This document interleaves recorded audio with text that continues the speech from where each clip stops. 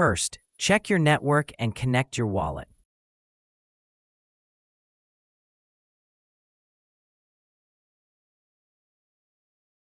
Choose the asset you want to supply.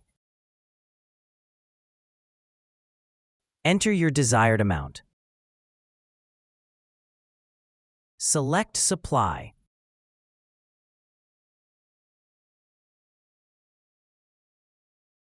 Sign and confirm the transaction. Once it's done, you will see my stats update.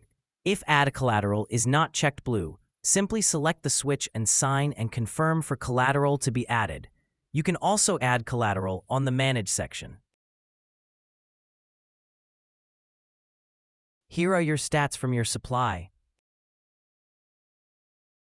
If this switch is not blue, you can select this switch and add collateral here.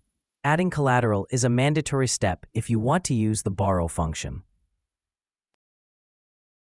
And that's all done.